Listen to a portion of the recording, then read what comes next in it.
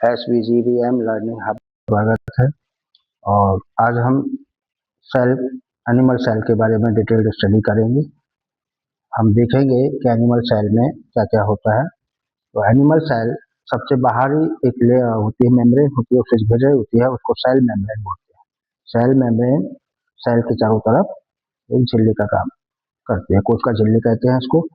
इसके अंदर दो प्रकार के एंडोप्लाज्मिक रेटिकुलम होते हैं। एक तो होता है रफ एंडोप्लाज्मिक रेटिकुलम और एक होता है स्मूथ एंडोप्लाज्मिक रेटिकुलम। के बारे में हम और डिटेल में पढ़ेंगे अभी। दोनों एंडोप्लाज्मिक रेटिकुलम में अंतर क्या है। माइटोकॉन्ड्रिया होता है, ये माइटोकॉन्ड्रिया है। राइबोसोम्स होते हैं, छोटे छोटे ग्रेन्युलर जो दाने हैं वो सभी ग्रेन्यूल्स हैं, उनको हम राइबोसोम्स कहते हैं। प्रोटीन सिंथेसिस में सहायता करते हैं। वेसिकल्स होते हैं, सेंट्रोसोम होता है, ये वैक्यूल है, ये आपका लाइसोसोम्स है। माइटोकॉन्ड्रिया ये है, ये न्यूक्लियस है और इसके अंदर ये न्यूक्लियोलस होता है। न्यूक्लियस के चारों तरफ भी एक न्यूक्लियर मेम्ब्रेन होती है, ये न्यूक्लियर मेम्ब्रेन है। और अब हम जो है इसके डिटेल्ड स्टडी करते हैं। तो यहाँ पे अब देखते हैं डिटेल्स ऑफ द ऑर्गेनेल्स। इनके अंदर जो ऑर्गेनेल्स हैं उनके बारे में हम सबसे पहले सेल मेम्ब्रेन देखते हैं। सेल मेम्ब्रेन आपको बताया सबसे बाहर की तरफ होती है सेल मेम्ब्रेन सेल की। और चूंकि सेल क्या होती है, ये structural and functional unit of life होती है ऑफ द बॉडी। जीवन की जो है संरचनात्मक और क्रियात्मक इकाई होती है शरीर की। तो ये बॉडी जिस तरह से ईंटों से मिलकर मकान बना होता है, घर बनता है, उसी प्रकार से इस बॉडी का निर्माण भी कोशिकाओं से होता है। तो कोशिका क्या होती है, सेल। तो इसके बारे में हम देखते हैं कि सेल में सबसे पहले इसके बाहर की तरफ होती है सेल मेम्ब्रेन, इसको हम कोशिका झिल्ली कहते हैं। इसका क्या, ये कैसे होती है, पतली होती है, थिन होती है, फ्लेक्सिबल होती है, flexible boundary that surrounds the cells, cell के चारों तरफ होती है।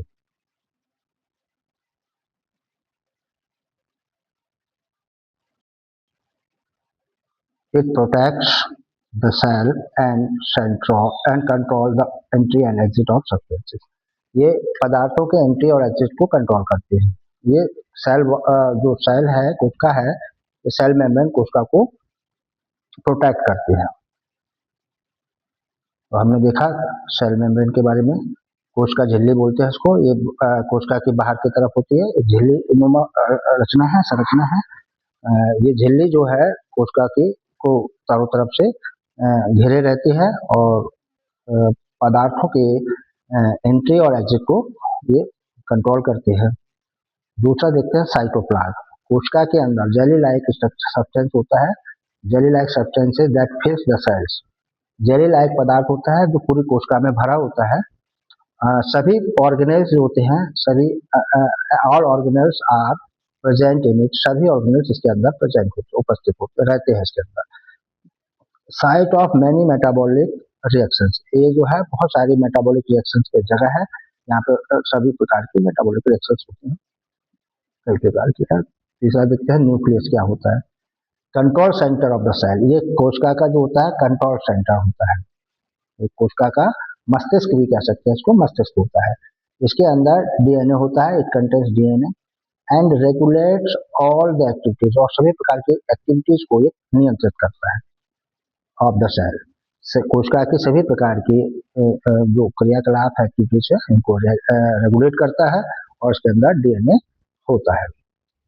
किस प्रकार की एक्टिविटीज को कंट्रोल करता है, जैसे कि ग्रोथ को, मेटाबॉलिज्म को एंड रिप्रोडक्शन को। फोर्थ वन देखते हैं न्यूक्लियर मेम्ब्रेन। केंद्रक झिल्ली होती है, प्रत्येक जो न्यूक्लियस है उसके चारों तरफ, जिस तरह से कोशिका के चारों तरफ कोशिका झिल्ली होती है, उसी तरह से न्यूक्लियस के चारों तरफ न्यूक्लियर मेम्ब्रेन होती है। ये क्या होती है, डबल मेम्ब्रेन होती है दैट सराउंड्स द न्यूक्लियस, जो न्यूक्लियस को चारों तरफ से घेरे होते हैं। इट हैज पोर्स, इसमें छोटे छोटे छिद्र होते हैं जो क्या करते हैं, अलाउ करते हैं एक्सचेंज ऑफ मटेरियल्स को के एक्सचेंज को अलाउ करते हैं। किनके के बीच में, न्यूक्लियस और साइटोप्लाज्म के बीच में जो मटेरियल का एक्सचेंज होता है उसको अलाउ करते हैं। न्यूक्लियर मेम्ब्रेन जिस तरह से सेल मेम्ब्रेन होती है, उसी तरह से न्यूक्लियस के चारों तरफ न्यूक्लियर मेम्ब्रेन। न्यूक्लियोलस, न्यूक्लियोलस क्या होता है, dense dark body inside the nucleus, nucleus के अंदर उपस्थित होता है और it is responsible for the formation of ribosomes. ये राइबोसोम्स के निर्माण करता है। It is responsible for the formation of ribosomes. ये राइबोसोम्स का निर्माण करता है।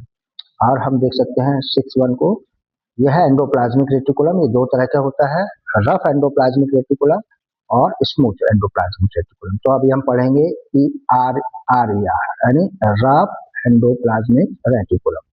ये क्या होता है? Network of flattened membranes.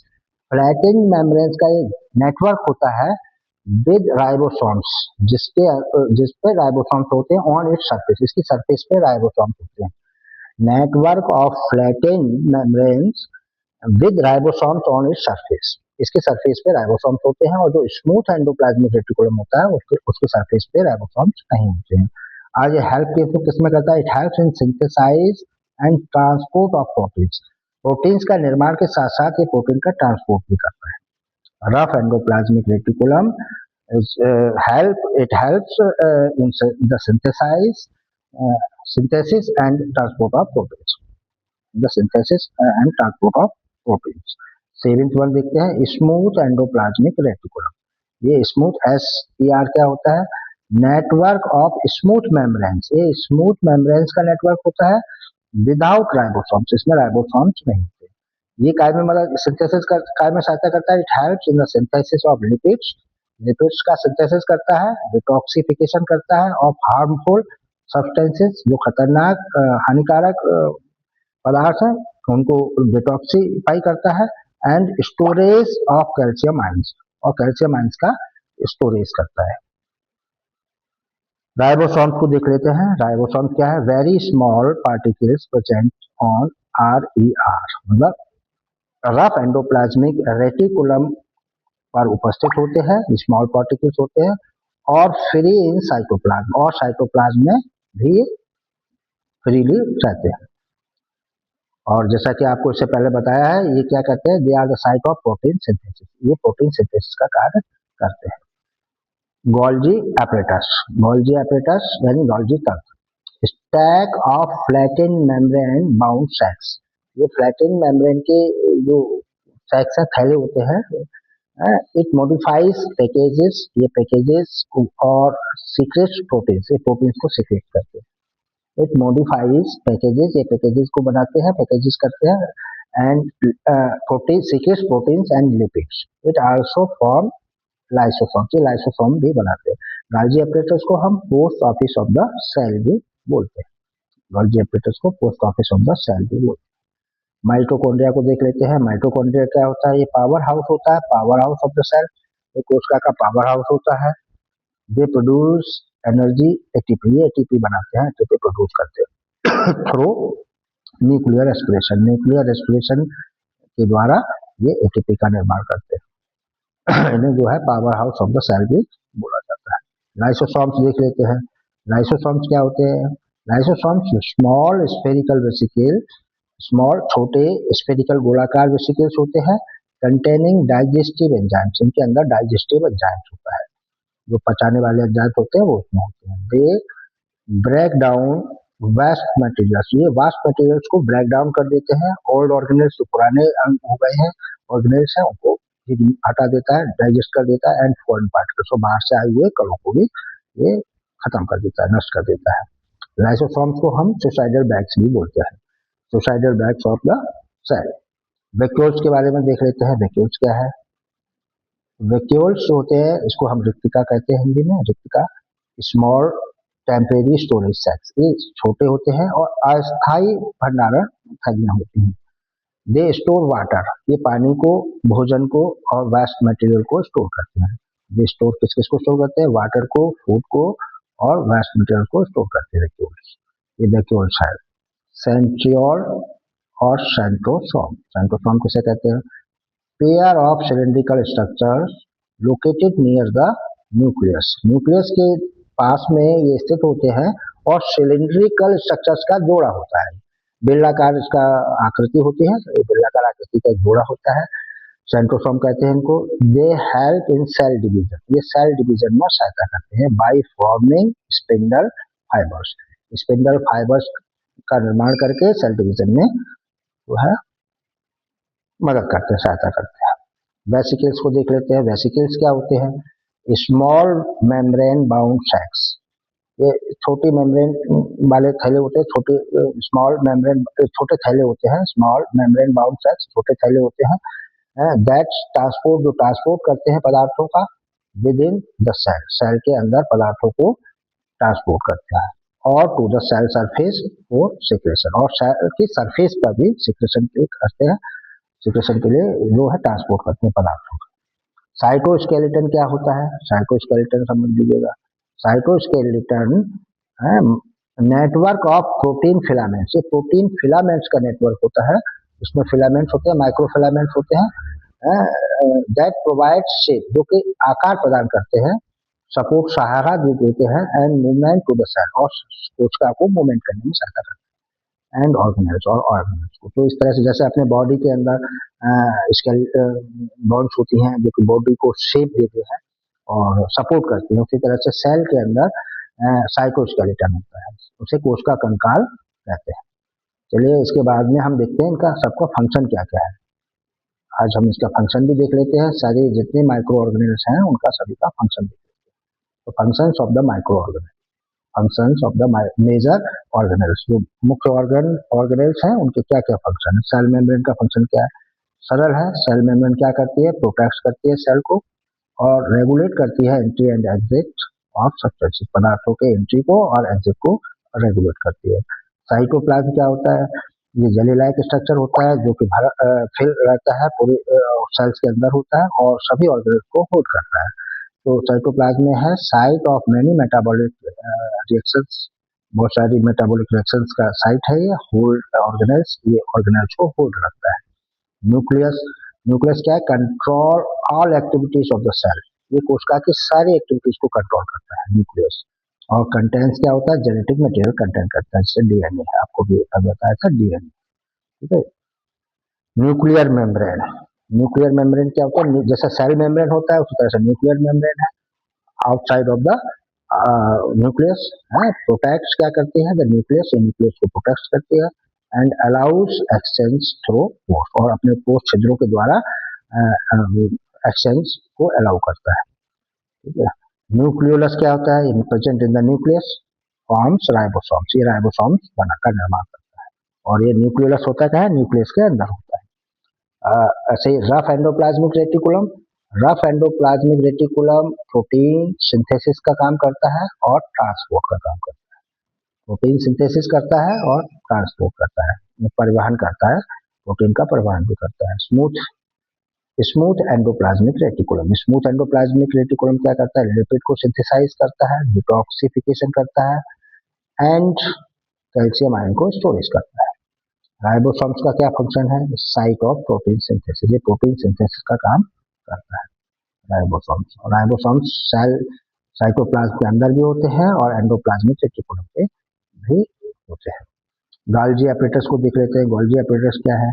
Modifies packages and secrets substances forms lysosomes, ये लाइसोसोम का निर्माण भी करता है। Mitochondria produces energy, ATP produce करता है through cellular respiration, cellular respiration के दौरान जो है एटीपी का निर्माण करता है। लाइसोसोम क्या कहते हैं? जैसे अभी बताया था, lysosome suicidal mass, so the digestion of waste and worn out cell parts, जो सेल पार्ट्स विकार हो गए हैं, खराब हो गए हैं, उनको डाइजेस्ट किया जाता है। वैक्यूल्स क्या होते हैं? वैक्यूल्स क्या होते हैं? स्टोरेज ऑफ वाटर, पानी को स्टोर करते हैं, फूड को, भोजन को भी स्टोर करते हैं और वेस्ट मटेरियल को भी स्टोर कर लेते हैं वैक्यूल्स। सेंट्रियोल्स और सेंट्रोसोम कहते हैं help in the cell division, cell division में हेल्प करता है, helps in cell division by forming spindle fibers, spindle fibers बनाते थे, सेल डिवीजन में हेल्प करता है। Vesicles transport and secretion of materials, ये ट्रांसपोर्ट का काम करते हैं वेसिकल्स, और सिक्रेशन ऑफ मटेरियल्स, और मटेरियल्स को सिक्रेट करते हैं इधर से सेंट्रल। साइटोस्केलेटन क्या होता है? प्रोवाइड्स शेप, साइटोस्केलेटन आकार प्रदान करता है, सपोर्ट देता है, एंड सपोर्ट एंड मूवमेंट, और मूवमेंट को रेगुलेट करता है। तो इस तरह से ये आपके ऑर्गेनेल्स और उनके फंक्शन थे, मेजर ऑर्गेनेल्स के फंक्शन। अब हम देख लेते हैं की पॉइंट्स हमने क्या क्या इसमें महत्वपूर्ण है। एनिमल सेल्स, देखिए animal cells are eukaryotic and do not have cell wall, इनमें सेल वॉल नहीं होती है और क्लोरोप्लास्ट भी नहीं होते। सेल वॉल और क्लोरोप्लास्ट प्लांट सेल में पाए जाते हैं। दूसरा देख लेते हैं, they have a true nucleus and membrane bound organelles, और सभी ऑर्गेनेल्स में मेम्ब्रेन बाउंड होती है, ये मेम्ब्रेन बाउंड ऑर्गेनेल्स होते हैं इसके अंदर, और ये वास्तविक इसमें न्यूक्लियस होता है। शेप इज यूजुअली इरेगुलर, सामान्यतः इसका जो अनियमित आकार होता है और राउंडेड और गोल आकार में होता है। वैक्यूल्स आर स्मॉल और टेम्परेरी, वैक्यूल छोटे होते हैं और अस्थायी होते हैं। Centrioles are present and play an important role in cell division, centrioles पाए जाते हैं और ये सेल डिवीजन में महत्वपूर्ण यानी कोशिका विभाजन में महत्वपूर्ण भूमिका निभाते हैं। ऑल ऑर्गेनेल्स वर्क टुगेदर, सभी ऑर्गेनेल्स जो हैं एक साथ काम करते हैं to keep the cell alive and active, cell को जीवित रखने के लिए और एक्टिव रखने के लिए सभी ऑर्गेनेल्स एक साथ काम करते हैं। कोई फैक्ट्स सेल टाइप यूकेरियोटिक होती है एनिमल सेल में, सेल वॉल एब्सेंट होती है, ये प्लांट सेल में होती है। क्लोरोप्लास्ट भी प्लांट सेल में होते हैं, इसमें एब्सेंट होते हैं। प्लाज्मा मेम्ब्रेन प्रेजेंट होती है। शेप कैसी होती है, रेगुलर और राउंडेड होती है। न्यूक्लियस कैसा होता है, प्रेजेंट होता है, वेल डिफाइंड न्यूक्लियस होता है, ठीक है। वैक्यूल्स कैसा होता है, स्मॉल और टेम्परेरी होते हैं। सेंट्रियोल्स कैसे होते हैं, प्रेजेंट होते हैं और साइज इनका जैसे पीस माइक्रो होता है, ठीक है। इसके साथ ही अब हमारा ये वाला सेल स्ट्रक्चर का खत्म होता है। इसको आप इसकी प्रैक्टिस करिएगा। ज़्यादा जानकारी के लिए आप इनको अपने पेज पे डायग्राम बनाएं और सभी ऑर्गेनेल्स का भी एक डायग्राम बनाएं। धीरे धीरे उनको सबको एक्सप्लेन करें और सीखें। इनका डिटेल्स इसमें है, डिटेल्स हमने आपको दे दिया है, ठीक है। इसी के साथ ये सेल का टॉपिक, एनिमल सेल का टॉपिक खत्म होता है और आप प्रैक्टिस करते रहिए, आगे बढ़ते रहिए। अगर वीडियो सही लग रहा हो तो आप इसको लाइक शेयर और सब्सक्राइब भी कर लीजिए, ठीक है। Okay, thank you.